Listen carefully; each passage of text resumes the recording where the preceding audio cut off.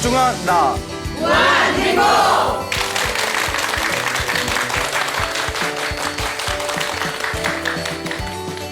예, 만나서 반갑습니다. 예, 광우 스님이라고 합니다. 우리가 살아가면서 우리의 삶에는 끊임없이 행복과 불행이 펼쳐지고 있습니다. 그렇죠? 네. 예. 그래서 우리 불교에서는 내가 전생에 복을 많이 짓고 선업을 많이 짓고 공덕을 많이 지으면 이번 생에 항상 좋은 일들이 생기고, 전생에 복을 짓지 않고 선업을 짓지 않고 공덕을 짓지 않으면 이번 생에 내가 원하는 그런 삶을 살기가 힘들다라고 그 경전에서 누누이 이야기를 하고 있습니다. 그래서 저희 불교에서는 이번 생에 펼쳐진 우리의 모든 모습이 다 전생에 내가 과거에 지었던 업의 결과라고 합니다. 그리고 이번 생에 내가 짓고 있는 나의 행위와 나의 업들이 다음 생을 결정짓는 가장 중요한 뿌리와 씨앗이 된다고 합니다. 그래서 항상 우리 불자들은 내가 지금 이번 생에 어떤 업을 짓고 있는지, 좋은 업을 짓고 있는지 좋지 못한 업을 짓고 있는지를 끊임없이 스스로 반성하고 되새겨 볼 줄을 알아야 됩니다. 그 불교에서는 자기가 지은 업에 따라서 다음 생에 태어나는 여러 가지 모습들이 결정짓는다고 합니다. 그래서 불교에서는 육도윤회라는 게 있습니다. 많이 들어보셨죠? 그래서 윤회라는 것은 수레바퀴와 같이 태어나고 죽음을 끊임없이 반복하는 우리 중생들의 모습, 이 중생들의 끊임없이 태어나고 죽는 이 모습을 윤회라고 합니다. 그래서 6가지 모습으로 윤회를 하는데, 그 6가지 모습이 가장 밑에 있는 지옥의 삶이 있고요. 그 다음에 배고픈 굶주린 귀신들의 세계인 아귀계가 있습니다. 이 아귀 같은 놈, 이런 말 들어보셨죠? 예, 아귀라는 그런 이제 배고픔에 굶주린 귀신들의 세계가 있습니다. 그리고 어리석은 삶을 살았던 사람들은 다음 생에 축생으로 태어난다고 합니다. 예, 짐승으로 태어난대요. 개나 고양이나 여러 가지 짐승으로 태어나게 되죠. 그리고 이 싸움의 귀신들이 있습니다. 살아생전에 남을 이기기를 좋아하고 화를 잘 내고 항상 승부심에 활활 불타오르는 사람들은 다음 생에 싸움들의 귀신인 아수라로 태어난다고 합니다. 그래서 옛날에 마징가 제트의 아슈라 백작 기억나시죠? 그 아슈라가 불교 용어에서 나온 겁니다. 그래서 사람들이 싸우고 개판 5분 전일 때 우리가 이 무슨 아슈라장이냐 이런 표현 쓰죠. 예. 오늘 왜 이렇게 리액션이 갑자기 좋으세요? 예, 그래요. 예. 자, 어쨌거나 이제 아슈라라고 부르게 되고요. 그 다음에 이제 살아생전에 좀 복을 많이 지은 사람들은 다음 생에 인간으로 태어난다고 합니다. 어쨌거나 여러분들이 이번 생에 인간으로 태어났다는 것 자체가 전생에 그래도 어느 정도 복을 지은 겁니다. 그리고 정말 착하게 정말 선업을 많이 지은 사람들은 다음 생에 천상세계, 우리가 흔히 말하는 천국에 태어난다고 합니다. 근데 불교에서는 이 천국이, 이 천상이 28개가 있다고 합니다. 예, 하나만 있는 게 아니라 28개의 천상세계가 있다라고 불교에서는 가르치고 있습니다. 그러니까 각자가 이렇게 내가 이번 생에 지었던 업의 결과에 의해서 다음 생에 태어나는 모습들이 다 다르게 이 세상에 나타나게 되는 겁니다. 그러니까 또 지옥에 태어났던 사람도 지옥의 업이다면 또 어떻게 될까요? 다시 인간으로 태어날 수 있고, 인간 세상에서 착하게 살았던 사람들이 다음 생에 천상세계에 태어날 수도 있고, 천상세계에서 복을 다 누리고 나면 천국에서 인생이 끝나는 게 아니라 다시 축생이나 아슈라 같이 밑으로 또 뚝 떨어질 수가 있는 겁니다. 이와 같이 내가 지은 업에 의해서 태어나고 죽으면서 끊임없이 6가지의 이런 중생들의 모습으로 펼쳐지는 우리 삶의 모습을 불교에서는 육도윤회라고 부르게 됩니다. 여러분은 전생에 무엇이었을 것 같아요? 모르죠. 예. 근데 항상 하는 얘기가, 이 많은 사람들이 이 인과응보나 육도윤회를 잘 안 믿습니다. 예. 솔직히 딱 믿기기가 힘들어요. 왜 안 믿겨지냐 하면 내가 못 봤으니까. 그렇죠. 그래서 우리 불교에서 항상 하는 이야기가, 누구든 자기의 전생을 기억할 수 있고, 누구든 다음 생에 내가 지은 업에 의해서 다음 생에 결정되어진다는 것을 믿기만 한다면 이 세상 모든 세상 사람들이 착하고 부지런하고 행복하게 살아갈 텐데 아무도 그걸 믿지 않아서 스스로 착한 짓을 하지 않고 악업을 짓고 악행을 지으면서 살아가는 것이다 라고 이야기하고 있습니다. 예, 우리 중생들이 죽음이 코앞에 이르렀을 때, 딱 죽음이 코앞에 이르렀을 때 눈앞에 이렇게 그 환상 같은 걸 보게 된답니다.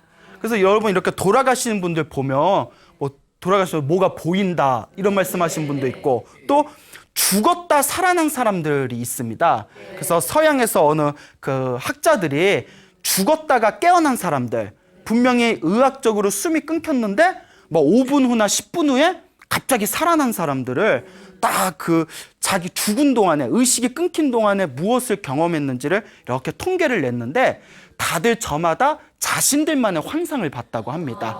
완전히 의식이 끊긴 상태에서. 그러니까 이 학자들이 의아한 게 뇌의 의식 상태가 완전히 사라졌는데도 그 순간에 환상을 봤다는 것 자체를 의학자들도 굉장히 의아하게 여긴답니다. 그래서 많은 뇌의학자들이 굉장히 관심을 가지고 깊이 연구하는 분야 중에 하나가 이 죽었다 깨어나는 임사체험이라고 합니다. 예, 임사체험이라고 부릅니다. 이렇게 사람이 죽음 직전에 이르거나 뭐 죽다가 다시 깨어난 사람들을 보면 무언가 자기들만의 환상을 봤는데 2600여 년 전에 우리 부처님의 경전에도 이 자기가 죽기 직전에 어떤 환상을 보았냐에 따라서 다음 생에 내가 무엇으로 태어날지를 대충 얼추 알 수가 있다고 합니다. 그러니까 한번 잘 들어보세요. 죽음이 코앞에 이르렀을 때 눈앞에 막 큰 불덩어리가 보인다거나 막 귀신 같은 게 보인다거나 막 악귀 같은 게 보이면 어디에 태어난다는 징조일까요? 그렇죠. 지옥에 태어난다는 징조랍니다. 아시겠죠? 그리고 죽기 직전에 눈앞에서 막 큰 들판이 보인다거나 막 산이 보인다거나 뭐 큰 황무지가 보이면 어디에 태어난다는 걸까요? 축생으로 태어날 확률이 크답니다. 그러니까 산이나 들판 보이면 무슨 말인지 알겠죠? 예. 왜 이렇게 놀라세요? 예, 예. 나 봤어 이런 분위기인가요? 예? 예? 큰 산이 보이면 뭐 산, 들판 막 이런 게 보이면 축생으로 태어날 확률이 커요. 뭐 이거 눈앞에 큰 바다가 보이면 뭘로 태어날 확률이 클까요? 예, 그렇죠. 물고기로 태어날 확률이 크겠죠. 예? 예? 나 바다가 좋아. 스님, 저는 죽기 직전에 경포대 해수욕장을 보고 싶어요. 예, 예, 거기 이제 물고기로 태어날 수도 있어요. 예, 예, 이제 예를 들면, 예, 자, 그리고 눈앞에 돌아가신 부모님을 본다거나, 뭐 그런 분 있죠. 엄마가 날 자꾸 불러. 저 뭐 강 건너에서 엄마가 날 자꾸 불러. 막 이러면서 돌아가신 분 있잖아요. 그리고 조상님을 본다거나, 예? 이런 분들은 어디에 태어날 확률이 클까요? 인간으로 태어날 확률이 크답니다. 예, 부모님이나 돌아가신 조상님들을 보시는 경우에는 다음 생에 인간으로 태어날 확률이 크다. 눈앞에 환한 빛을 본다거나 눈앞에 인간 세상에서 볼 수 없는 화려한 세계가 보일 경우에는 어디에 태어난다는 징조의 확률이 크다?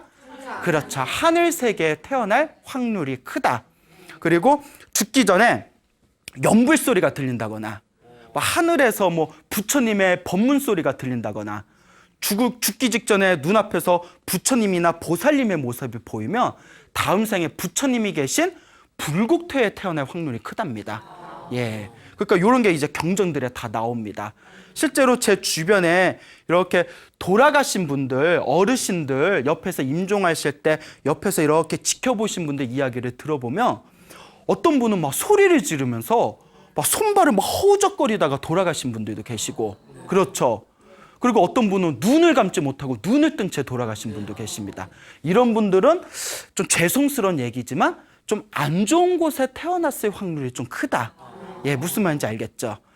왜 그런고 하면 우리가 살아생전에 지었던 업이 죽기 직전에 그 업의 징조가 나타난답니다. 그래서 살아생전에 마음을 잘 쓰고 복을 많이 지으신 분들은 죽음 직전에 좋은 현상을 보고요. 살아생전에 살생을 많이 하고 화를 잘 내고 남을 괴롭혔던 사람은 죽기 직전에 굉장히 안 좋은 무서운 현상들을 보게 된답니다. 예. 그리고 또 어떤 분들은 다 이렇게 돌아가시면서 저기 돌아가신 우리 부모님이 나한테 손짓하고 있다. 나 이제 갈게 하시는 분들 계시죠. 그런 분들은 인간으로 태어났을 확률이 크고요.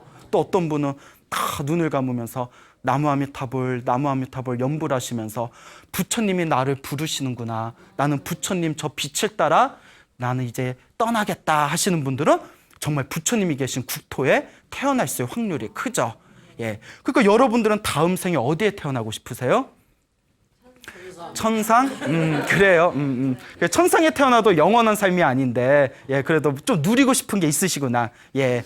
자, 어쨌거나 이런 관점에서 봤을 때 우리 부처님의 경전을 보면 지금 제가 이야기한 그런 부분의 연장선상에서 굉장히 재미난 이야기들이 많습니다. 그중에 오늘 또 들려드릴 이야기가 백정쭌다의 이야기입니다. 예, 이름이 뭐라고요? 네, 쭌다예요, 쭌다. 예. 근데 백정이었대요. 백정이 이제 도살업이잖아요. 그 불교에서는 생명을 죽이는 업이 가장 안 좋은 그런 업이랍니다. 생명을 죽이는 거. 그러니까 이제 모기나 바퀴벌레 정도 죽이는 거는 좀 약하대요. 예? 뭔 얘기인지 알죠? 근데 모기를 죽이는 것보다 돼지를 죽이는 게 더 무섭대요. 돼지를 죽이는 것보다 소를 죽이는 게 더 무섭대요. 소를 죽이는 것보다 인간을 죽이는 게 제일 무서운 살생의 업이랍니다. 그러면 무엇을 따지냐면 인지 능력으로 따진답니다. 모기보다는 돼지가 똑똑하잖아요. 네. 돼지보다는 사람이 더 똑똑하잖아요. 똑똑하다는 건 영적인 진화를 뜻한 거래요. 그래서 영적인 진화의 수준이 높은 것을 죽일수록 받는 악업이 무섭답니다. 그래서 같은 사람들 중에서도 나쁜 놈을 죽였을 때와 수행을 열심히 해서 깨달음을 얻은 분을 죽였을 때 그 업의 차이가 또 엄청 크답니다. 예, 그러니까 영적인 진화의 수준에 따라서 내가 누구를 죽였냐에 따라 것도 역시 그 받는 업이 틀리다라고 생각해 볼 수가 있습니다. 근데 이 백정쭌다는 이제 돼지 잡던 사람이었어요. 근데 돼지를 죽여도 곱게 죽이지는 않고 아주 잔인하고 학대하면서 죽였대요. 근데 우리 그 가끔 뭐 책 같은 걸 보면 실제적으로 그 굉장히 성품이 좀 잔인한 사람들이 있는 것 같아요. 그래서 저희들 같이 마음이 약한 사람들은 누구 때리지도 못해요. 예, 진짜 마음이 약해서 누굴 때리면 내 손이 아파. 예? 예? 예? 내 손이 아파. 내 가녀린 손으로 저 사람을 때렸고, 손이 아파라. 예? 이 마음이 약한 사람들은. 그런데 책 같은 걸 보면 막 연쇄살인마 이야기 있잖아요. 막 입에 담기도 무서울 정도로 흉폭한 사람들이 있어요. 근데 이 백정쭌다도 굉장히 잔인하고 흉폭한 사람이었대요. 그래서 돼지를 잡을 때 아주 잔인한 방법으로 죽였다고 합니다. 그래서 또 돼지를 죽이는 것도 모자라서 사람들한테 화를 잘 내고, 그리고 부처님의 사원이 근처에 있음에도 불구하고 한 번도 부처님께 법문을 들은 적도 없고 사람들한테 베푼 적도 없는 그런 복도 지을 줄 모르고 선업도 지을 줄 모르는 굉장히 잔인했던 그런 백전쭌다가 있었다고 합니다. 근데 이제 하루 백전쭌다가 병에 걸렸다고 합니다. 그래서 이제 병에 걸리니까 에구구구 하고 이제 드러눴어요. 근데 이 사람이 이제 죽을 때가 됐나 봐요. 병에 걸려서 정신이 오락가락 할 때 그동안 자기가 죽였던 짐승들이 다 뛰쳐나와가지고 그 돼지들이 자기를 막 씹어 삼키면서 막 학대하는 환상을 꾸기 시작하는 거예요. 근데 여러분 이게 중요합니다. 옛날부터 우리 큰 스님들이 그러시는데 사냥을 많이 하거나 낚시하기를 좋아하는 거, 살생을 취미로 하는 사람들이 죽을 때 자기가 죽였던 짐승들이 나와가지고 괴롭히는 환상들을 많이 본답니다. 실제로 그런 경우가 있어요. 제가 굉장히 존경하는 대만의 큰 스님이 계시는데 이 대만의 큰 스님께서 아버지가 사냥을 굉장히 좋아하셨대요. 아버지가 사냥을 좋아하셔서 근데 하루는 아버지가 40여세에 단명을 하셨는데 단명하시기 며칠 전부터 막 고통 속에 환상을 보시면서 막 손발을 허우적거리셨대요. 그래서 이 큰 스님께서 그땐 출가하시기 전이었죠. 아버지 왜 그러십니까 했더니 내가 죽였던 짐승들이 복수한다고 나타나서 나를 물어 뜯는다. 나 좀 도와다오 하면서 결국은 숨이 끊기셨대요. 그때 큰 스님께서 내가 그때 불법을 알았으면 옆에서 연불이라도 해드리고 경전이라도 독송해드렸을 텐데 하면서 아쉬워하면서 제가 지금 한 얘기가 지장경에 나옵니다. 지장경이 나와요. 그러면서 요 대만의 큰 스님이 지장경에서 살생을 많이 한 사람은 죽은 뒤에 죽음이 코앞에 이르렀을 때 자기가 죽였던 짐승들이 나와서 괴롭힌다라는 구절이 있는데, 이 지장경의 구절이 조금도 거짓이 아니었음을 우리 아버지가 돌아가실 때 내가 똑똑히 봤다, 이런 본문을 자주 하십니다. 그러니까 무섭죠. 그러니까 이 살생이 무서운 거예요. 이 이제 돼지 잡던 이 쭌다도 그 눈앞에서 자기가 죽였던 돼지들이 막 나타나가지고 자기를 막 일주일 동안 괴롭히는 거예요. 너무 괴로워서 소리를 꽥꽥 비명을 지르면서 너무 몸이 아프니까 막 엉금엉금 기어다녔대요. 소리를 꽥꽥 비명을 지르면서 기어다니는 모습을 가족들이 보고 기절초풍을 했대요. 왜냐하면 도살하기 직전에 도망다니던 돼지의 모습하고 똑같더래요. 이게 업이에요. 예? 그리고 이 돼지 쭌다가 막 고통 속에서 눈앞에서 불구덩이가 활활 타오르는 게 자꾸 보인다고. 그곳으로 자기가 빨려 들어가는 게 보인다고. 이게 아까 얘기한 어디에 떨어질 업이에요? 지옥에 떨어질 업이에요. 그러니까 그렇게 일주일 동안 비명을 꽥꽥 지르다가 일주일이 지난 뒤에 이제 목숨이 딱 끊깁니다. 예, 눈을 부릅뜬 채 갑자기 고통 속에 허우적거리다가 죽게 돼요. 그 근처에 부처님의 사원이 있었습니다. 그때 제자들이 일주일 동안 어디서 돼지 멱다는 소리가 꽥꽥 일주일 동안 들리다가, 예? 그 멱다는 소리가 딱 멈추니까 부처님께 찾아갑니다. 부처님, 저 돼지 잡는 쭌다는 너무나 잔인합니다.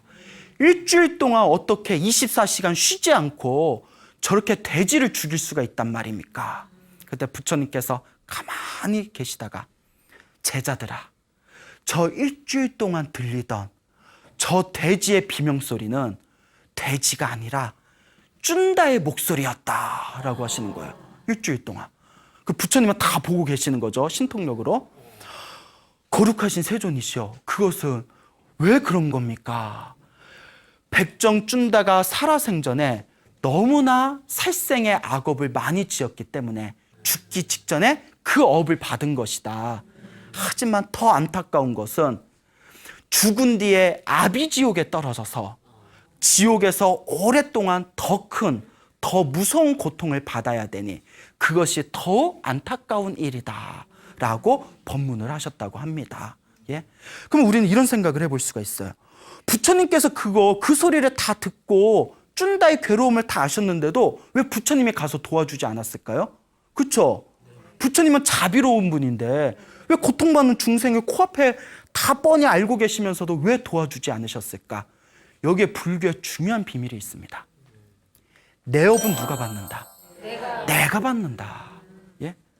여러분, 많은 분들이 오해하시는 것 중에 하나가 부처님만 열심히 부르면 정말 부처님을 간절한 마음으로 부르고 제가 잘못했습니다 하고 간절 마음으로 참여하면 부처님이 분명히 도와주십니다. 무슨 말인지 알죠? 하지만 당신을 부르지 않으면 부처님도 애써 직접 가서 도와주신다, 도와주지 않으신다. 예. 안 도와주시는 게 아니라 그게 업의 법칙입니다. 그 사람이 받아야 할 업이 있기 때문에 부처님을 간절한 마음으로 부르면 부처님은 언제든지 가서 도와주시고 자비를 펼칠 수 있지만 부처님을 부르지 않고 부처님을 믿지 않는 사람에게는 부처님도 도와줄 수 있다, 없다? 도와줄 수가 없는 거예요. 알겠죠? 이게 인과의 법칙입니다. 예? 그렇기 때문에 많은 분들이 항상 간절한 마음으로 우리가 관세음보살을 부르고 지장보살을 부르고 석가모니부를 부르고 아미타부를 부릅니다. 그렇죠? 네. 간절하게 부르면 효과가 있습니다. 하지만 우리가 괴로움에 떨어졌을 때 스스로 괴로움에 막 몸부림치면서 스스로 괴로움 속에서 치를 떼면서도 부처님께 의지하고 부처님께 스스로의 잘못을 참여하지 않고 간절한 마음으로 부처님께 도움을 청하지 않는다면 부처님도 도와줄 방법이 있다, 없다? 없다. 이게 바로 인과의 법칙이다. 예, 이게 바로 업의 법칙입니다. 그래서 쭌다는 자기가 받아야 평생 동안 지었던 자기의 업이 있었기 때문에 결국 그렇게 이제 지옥에 떨어지게 된 겁니다. 무슨 말인지 알겠죠? 예. 그래서 부처님께서 제자들에게 다음과 같은 개성을 가르치십니다. 악행을 짓는 사람은 이번 생에도 괴롭고 다음 생에도 괴롭다. 자기가 지은 악행을 슬퍼하며 괴로워한다 라고 제자들에게 이 개송을 가르치시게 됩니다. 여러분도 이번 생에 악업을 많이 지으시면 안 됩니다. 아예 악행을 지으시면 안 됩니다. 이번 생에도 괴로워지지만 더 무서운 것은 내가 지은 그 악업의 대가를 다음 생에도 받아가게 된다는 것입니다. 그래서 정말 윤회가 있다는 걸 믿고 다음 생에 있다는 걸 믿고 다다음 생에 있다는 것을 믿고 내가 지은 업은 반드시 내가 받는다라는 것을 믿는다면 우리의 삶은 훨씬 더 풍요로워지고 훨씬 더 복과 선업을 짓는 자기 자신의 충실한 삶을 살 수 있게 될 것입니다. 중국 송나라 시대 때 있었던 이야기입니다. 중국 송나라 시대 때 이름이 유공이라는 사람이 있었어요. 유공이라는 사람이 있었는데 이 유공이라는 사람도 그 백정이었어요. 소와 돼지를 잡던 백정이었는데 이 사람이 이제 20대 중반이 되었을 때 근데 옛날에 20대 중반이면 지금으로 치면 이제 다 큰 성인이죠. 20대 중반이 딱 되었을 때 어느 스님께서 이렇게 마을에 탁발을 내려오셨대요.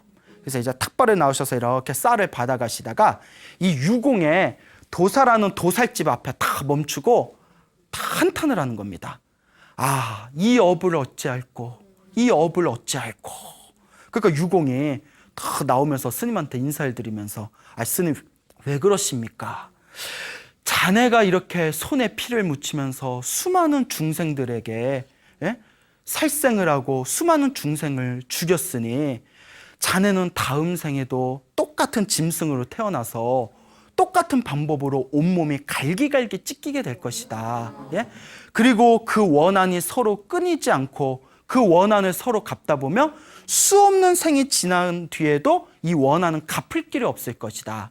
그런데 어찌하여 아직도 이 살생의 업을 버리지 못하는가 라고 조언을 해줍니다. 그러니까 이 유공이라는 사람이 그 말을 듣고 딱 느낀 바가 있는 거예요. 스님, 저의 이 백정의 직업은 저희 조상대대로 내려오던 겁니다. 이걸 제가 조상대대로 내려오던 직업이니 제가 함부로 이것을 내팽개칠 수가 없습니다. 그 스님께서 자상한 말로 이 인과법을 가르치시면서 내가 보건대 자네는 전생에 복과 선업을 지은 사람이네. 그래도 전생에 성근이 있었던 사람이네. 그러니까 스님도 알아보고 얘기하는 거예요. 야, 아무나 갖고 얘기하다 한 대 맞으면 어떡해? 그러니까 딱 보고 대충 아이고 얼굴이 기운이 좋으십니다 이러면서 대충 이제 전생에 복을 좀 지으셨나 봅니다. 딱 알아보고 자네는 전생에 성근이 지었던 사람이네. 그러니 더 이상 살생의 업을 짓지 말고 금강경과 법화경을 지극한 마음으로 평생 동안 독송하면서 금강경과 법화경을 평생 동안 지극한 마음으로 독송하면서 지금까지 지었던 살생의 업을 평생토록 참회하면서 사시게나라고 말을 남긴 채 이렇게 길을 떠나셨다고 합니다. 그러니까 이 유공이라는 이 백정이 마음에 딱 뭐가 와닿는 거예요. 그러니까 정말 전생에 성근이 있는 거예요. 여러분, 전생에 복이 없는 사람, 전생에 불법과 인연이 없는 사람은 아무리 좋은 이야기를 해줘도 못 알아들어요. 예를 들어 제가 뭐 어떤 사람한테 막 이렇게 막 불교에 대해서 재미나게 얘기해주면 막 까르르 웃으면서 아이고 스님 참 말씀 재밌게 하세요 하면서 절엔 안 와. 그게 진짜예요. 왜 찔려요? 찔려요? 이게 전생에 이게 인연이 없어서 그런 거예요. 근데 전생에 인연이 있는 사람은 한마디 말만 딱 스쳐들어도 가슴이 시원해지면서 그때부터 절에 열심히 다니는 거예요. 그러니까 예전에 제가 어느 사찰에서 이렇게 이제 불교 입문 강의를 한 적이 있었어요. 모 사찰에서 서울에.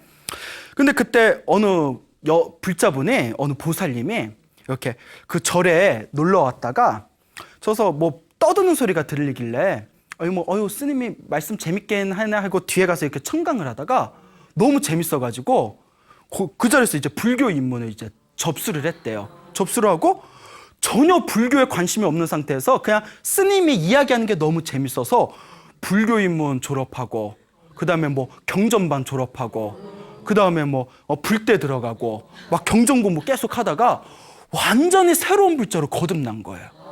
이런 경우가 있다니까요. 그러니까 이거는 전생과 불법과 인연이 있어서 가능한 거예요.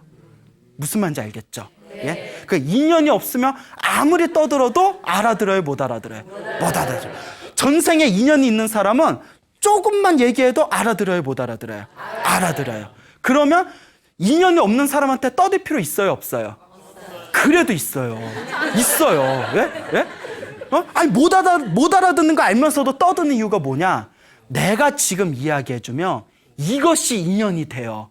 다음 생이건 다다음 생이건 오늘 내가 떠든 인연 때문에 불법과 만날 수 있는 인연이 또 생기는 거예요. 알겠죠? 예? 그러니까 우리의 만남은 우연이 아니라 인연이에요. 인연. 뭐라고요? 인연. 발음 잘해야 돼요. 발음을. 자, 인연법입니다. 모든 게 인연법이에요, 불교는. 그러니까 유공이 마음으로 딱 와닿는 게 있으니까 그 뒤로 자기가 도살할 때 쓰던 칼과 그 고기를 재던 저울을 다 버리고 그 뒤로는 더 이상 살생을 하지 않았대요.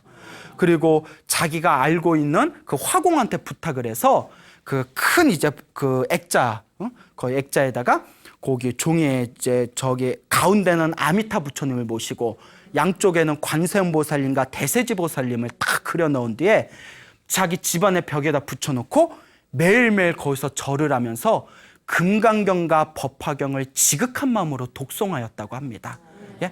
평생을 기도를 올리면서 제가 지금까지 손에 피를 묻히면서 제가 죽였던 모든 생명들이 모두 해탈하게 해주십시오라고 그 자기가 죽였던 짐승들과 이 세상에 있는 모든 생명들이 행복하기를 발언하면서 금강경과 법화경을 열심히 독송하셨대요. 그래서 그렇게 열심히 기도를 하다 보니까 옛날에는 이 도살하던 업이 직업이잖아요. 이걸 그만두면 뭐 먹고 살까 고민하다가도 열심히 기도를 하니까 또 점점 이제 또 좋은 직업도 구하게 되고, 예. 그리고 이제 살아가는데도 큰 어려움 없이 기도에 집중하면서 그렇게 평생을 살았다고 합니다. 그렇게 기도를 하면서 살다가 81살이 되었을 때, 그 당시 81살이면 대장수를 한 거예요. 예. 81살이 되었을 때 다 사람들을 다 불러 모읍니다. 평소에 친하게 지낸 사람들을 81살, 81살이 되는 생일날 다 불러 모은 뒤에 다 아침 식사를 다 이렇게 이제 베푼 뒤에 사람들 앉혀놓고 이렇게 이야기를 합니다. 제가 그동안 젊었을 적에 살생을 하면서 살아오다가 20대 중반에 참 좋은 스님을 만나서 제가 거룩한 법문을 듣고 살생을 놓아버리고 제가 이와 같이 열심히 기도를 하면서 제가 이 평생 행복한 삶을 살았습니다. 근데 제가 이제 떠날 때가 된 것 같습니다. 마지막으로 여러분들에게 작별 인사를 올립니다 하면서 사람들 앞에서 다음과 같은 개송을 읊었다고 합니다. 50년 전 살생의 업을 버리고 손에 든 칼과 저울을 던지고 수행하였네. 오늘 아침 깨달음의 길로 향하니 물속에 있던 연꽃이 불 속에서 피어났구나 라는 개성을 다 읊으면서 그 자리에서 앉은 채 다 목숨이 다 끊겼다고 합니다. 와, 이 정도면 도인이에요. 도인이에요. 백정이었던 사람이 나보다 나. 저보고 지금 스님도 그런 개성 딱 읊으면서 죽을 수 있어요? 이러면 될까? 말까? 예? 그러니까 그 정도면 도인이에요. 그렇죠. 예. 그런데 참 앞에 우리 백정준다의 이야기했죠.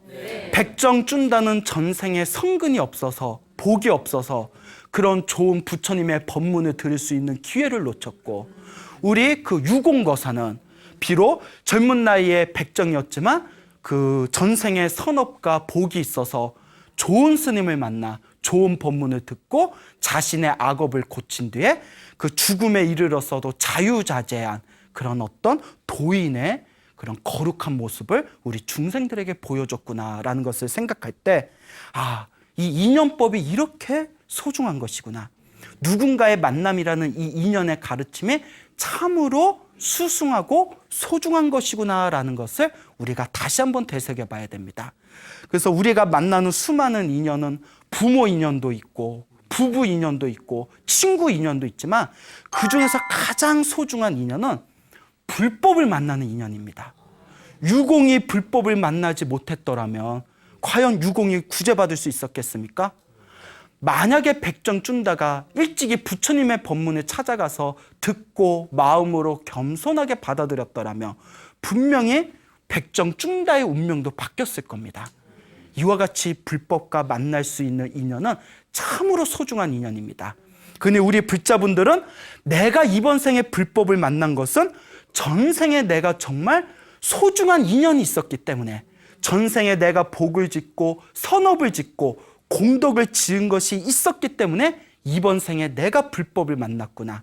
그러니 이번 생에 이 불법을 열심히 닦아보자라는 마음을 항상 스스로 새롭게 발심하셔야 됩니다. 알겠죠? 네. 자, 그 백정중다와 같은 시대에 단미가라는 신도가 있었습니다. 뭐라고요? 단미가. 예, 단미가. 어제 담 걸렸나 봐. 그 막 자꾸 어깨가 아파가지고 한의원에 갔어요. 한의사가 아이고 이거 담 걸렸네. 아, 담입니까? 예? 담입니까? 예. 요새 유행하는 아재 개그죠? 예, 예, 예. 약간 짜증나는 듯한. 예? 자, 담미가라는 제가 신도가 있었는데 굉장히 신심이 깊은 남자 신도였어요. 그래서 항상 부처님의 법문 듣기를 좋아하고, 항상 스님들과 부처님께 공양 올리기를 좋아하고, 항상 가난하고 힘들고 외로운 사람들한테 베풀기를 좋아하고, 평소에 화도 내지 않고 마음을 아주 잘 쓰던 단미가라는 남자 신도가 있었습니다. 이 단미가가 이제 나이가 들었는데, 나이가 드니까 몸에 힘이 다 떨어져서 자리에 들어 누웠답니다. 자리에 들어 누운 뒤에 몇 날 며칠 동안 누워 있으니까 너무나 부처님의 법문을 듣고 싶은데 부처님의 법문을 들을 수가 없는 거예요. 너무 이제 몸에 병이 깊어서 절에 갈 수가 없으니까. 그러니까 너무 부처님의 법문을 듣고 싶으니까 사람을 시켜서 심부름을 보냅니다. 그래서 부처님께 다 보내서 부처님께 단미가가 보낸 심부름꾼입니다. 부처님, 단미가가 너무나 부처님의 법문을 듣고 싶은데 몸에 거동하기가 힘드니 부처님의 법문을 대신 들려줄 스님을 좀 보내주십시오라고 부탁을 합니다. 예? 아니 건방지게 스님을 오라가라 라고 생각할 수 있지만 우리 부처님께서 단미가가 불법을 듣고 싶은데 몸이 거동이 힘들어서 올 수가 없으니 스님을 보내야 되겠구나. 얼마나 자비로운 분이세요. 그래서 몇 분의 스님을 다 보냅니다. 스님이 다 가요. 단미가 신도여, 저희들이 부처님의 명을 받고 왔습니다. 무엇을 도와드릴까요? 단미가가 부처님의 말씀, 부처님의 경전을 독경해 주십시오라고 부탁을 해요. 그래서 예, 단미가요, 우리가 부처님의 경전을 독송해 드리겠습니다. 단미가가 스님, 제가 몸이 거동을 하지 못해 스님들이 오셨는데도 자리에서 일어나서 인사 올리기가 힘듭니다. 제가 눈이 너무 어두워서 제 스님들 뵙기도 어렵습니다. 저에게 그냥 간절한 부탁이 있으니 부처님의 소중한 말씀을 독경해 주십시오. 그 스님들이 다 이렇게 거룩한 음성으로 독경을 해줬대요.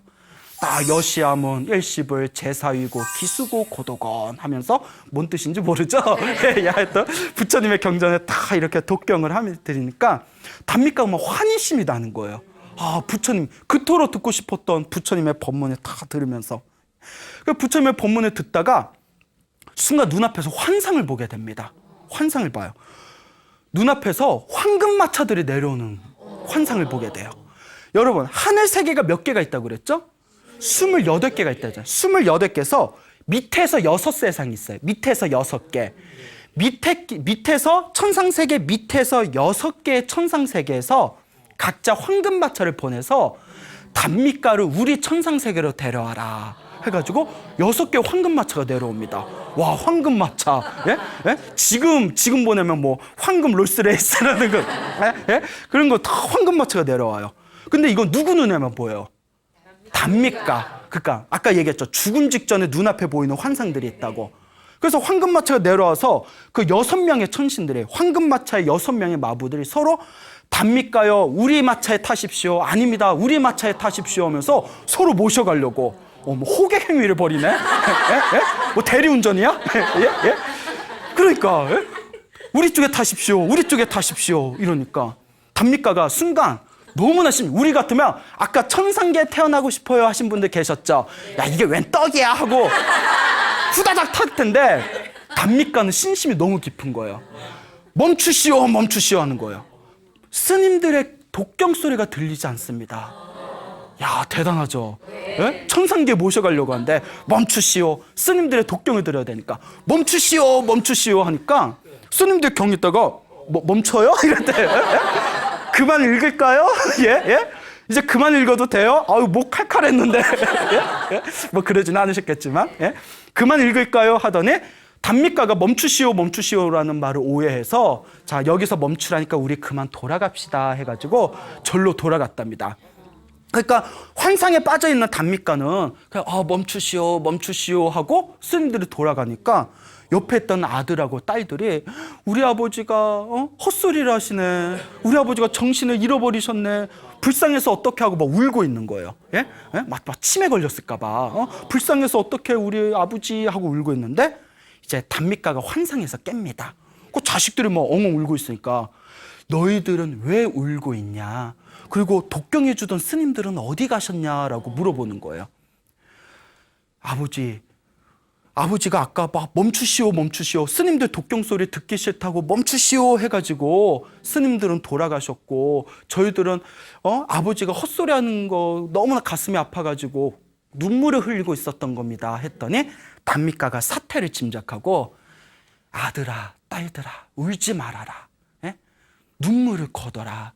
내가 멈추시오, 멈추시오 했던 거는 하늘에서 황금마차가 와서 나를 태우고 가려고 하기 때문에 스님들 독경 소리를 더 듣고 싶어서 잠깐 기다려라, 멈춰라 했던 것이다 라고 대답을 하는 거예요. 그러니까 아들, 딸들이 그 말을 듣고 더 기가 막혀. 예? 예? 뭐야, 왜 황금마차? 예? 그 살아생전에 마차 한번 태워드릴 걸 싶은 거죠. 예? 그 황금마차가 어디에 있습니까? 어디에 있습니까? 눈앞에 보이지 않느냐? 저희는 안 보입니다. 그러면 나는 그러면 황금마차를 타고 가야 되는데 내가 너희들 앞에서 증명을 하겠다. 그러면서 꽃다발을 가져오너라 이랬대요. 꽃다발을 딱 가져왔어요. 꽃다발. 여러분 꽃다발 받아보셨어요? 예. 마지막으로 받아본 게 언제예요? 예. 예. 자, 꽃다발을 딱 가져오니까 이 천상세계에서 가장 좋은 하늘세계가 어디냐라고 이제 질문을 던집니다. 그러니까 아들, 딸들도 불교를 알잖아요. 부처님 법문을 들어봤으니까.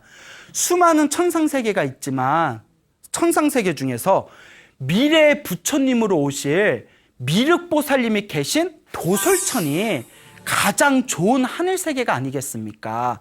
왜냐면 여러분 미래에 오시는 미륵부처님 아시죠? 요 미륵부처님이 지금 미륵보살의 모습으로 저 하늘세계 도솔천에 계시다고 합니다. 다시 이 세상에 출현하실 때를 기다리면서. 그래서 도솔천이 가장 좋은 하늘세계인 것 같습니다. 이러니까 이제 단미가가 다음과 같이 얘기합니다. 자, 그러면 다음과 같이 해라. 이제 아들한테 시키는 거예요. 단미가가 지금까지 선업을 지은 공덕으로 도솔천에 태어날 수 있기를 발언합니다 하면서 요 꽃다발을 허공에다 던져라. 뭔 말인지 알겠죠? 허공에다 던져라. 예? 그러니까 이제 아들이 별걸 다 시키네. 예? 그래서 이제 아버지가 시키니까 우리 아버지 단미가가 평생 동안 지은 선업의 공덕으로 다음 생에는 도솔천에 태어나기를 발언합니다. 이 발언이 이루어질 수 있다면 이 꽃다발이 허공에 걸리게 해주십시오라고 아버지가 시킨 대로 허공에 휙 던집니다. 근데 그 꽃다발이 황금마차에 딱 걸려요. 도솔천에서 내려온 황금마차에 자석같이 딱 달라붙어요. 그때 아버지가 질문을 합니다. 어떠냐? 보이느냐? 그러니까 아들 눈에는 뭐가 보이는 거예요? 그렇죠. 꽃다발이 공중에 떠 있는 것만 보이는 거예요. 보입니다. 그 꽃다발이 공중에 걸린 그 자리에 도솔천으로 가는 황금마차가 있구나. 나는 이제 떠난다. 나느냐 간다. 예? 그러니 나의 자식들아, 너희들도 복과 선업과 공덕을 지으면서 부처님 법에 의지하면서 살아가거라 하고 마지막 유언을 남기고 이렇게 황금마차를 타고 이제 허공으로 날아가십니다. 근데 이제 황금마차를 타고 허공으로 날아가는 모습은 이제 우리가 흔히 말하는 이제 영혼이 이제 다 타고 가는 거고, 그 가족들이 보는데 앞에서는 고요히 미소를 지으면서 이제 그렇게 숨이 끊겼다라는 내용이 우리 부처님의 이야기에 나옵니다. 그래서 이 스님들이 이렇게 이제 절로 돌아와요. 그 저기 이제 부처님이 앉아 계시니까 부처님한테 가서 부처님 저희 잘 다녀왔습니다. 그런데 저희가 열심히 경전을 독송해 주는데 단미가 거사가 그만두시오 멈추시오 해서 그냥 오는 길입니다 했더니 부처님께서는 모든 걸 다 꿰뚫어 보시잖아요. 아니다 제자들아, 멈추시오라는 말은 너희들에게 한 얘기가 아니다 하면서 자초지종을 싹 설명을 해줍니다. 황금마차가 오고 모셔가려고 하니까 스님들 독경 소리 들으려고 멈추시오 했던 것이다 라고 다 얘기해 주니까 제자들도 믿기가 어려운 거예요. 그러니까 여러분, 부처님의 제자들도 믿기가 어려운데 일반인들한테 이런 얘기하면 쉽게 믿어요, 안 믿어요? 안 믿어요. 예. 여러분 믿어요, 안 믿어요? 안 믿어요? 예. 그냥 재밌으니까 듣는 거예요? 예. 자, 그래서 부처님께서 다음과 같이 말씀하십니다. 반드시 자기가 지은 악업은 악업대로 자기가 받고 선업은 선업대로 자기가 받느니라 하면서 다음과 같은 개송을 제자들 앞에서 가르치십니다. 선행을 짓는 사람은 이번 생에도 기뻐하고 다음 생에도 기뻐한다. 자기가 지은 선행을 떠올리면서 항상 즐거워한다라는 개송을 제자들에게 가르치십니다. 여러분, 백정준다의 이야기를 여러분들에게 말씀드렸습니다. 자기가 지은 그 악업을 결국 누가 받았습니까? 그렇죠. 스스로 백정준다가 받았습니다. 또 금방 단미가 거사에 대한 이야기를 여러분들에게 들려드렸습니다. 자기가 지은 선업도 결국 누가 받아갔습니까? 그렇죠. 자기가 그 선업을 받아갔습니다. 우리는 살아오면서 자기가 원하든 원하지 않든 알고 지었건 모르고 지었건 끊임없이 자기도 모르게 실수하고 악업을 짓습니다. 사실 우리는 선업을 짓는 것보다 악업을 짓는 게 더 쉽습니다. 하지만 우리에겐 희망이 있다 없다? 희망이 있습니다. 아까도 여러분에게 유공거사에 대해서 말씀을 드렸습니다. 젊은 나이에 손에다 피를 묻히면서 수많은 중생들을 죽였지만 마음을 돌려서 기도하고 참회하고 복과 선업과 공덕을 많이 지어서 결국 이번 생에 그 아름다운 삶을 회양하게 됩니다. 내가 지은 업은 악업도 내가 지은 거지만 그 악업을 소멸하는 것도 누가 소멸할 수 있다? 내가 소멸할 수 있습니다. 불법 안에는 내가 지은 악업을 소멸하는 방법이 있습니다. 그게 바로 기도입니다. 그게 바로 선업을 짓고 공덕을 짓는 방법입니다. 티베트의 어느 고승이 이런 법문을 했습니다. 그 티베트의 어느 큰 스님이 사람들에게 다음과 같이 이야기합니다. 사람들은 이 세상에 태어나서 끊임없이 계획하고 준비하고 또 계획하고 준비하며 살아간다. 그렇죠. 끊임없이 뭔가 계획하고 준비하잖아요. 그런데 정작 가장 중요한 다음 생을 위해서는 아무런 준비조차 하지 못한다. 여러분들은 다음 생을 위해서 지금 무엇을 준비하고 계십니까? 여러분, 행복해지고 싶습니까? 네. 행복한 삶을 창조하고 싶습니까? 네. 복을 지으십시오. 선업을 지으십시오. 공덕을 쌓으십시오. 복과 선업과 공덕의 힘이 여러분들을 진정한 행복의 길로 이끌어 줄 것입니다. 여기서 마치겠습니다. 소중한 나! 무한 행복!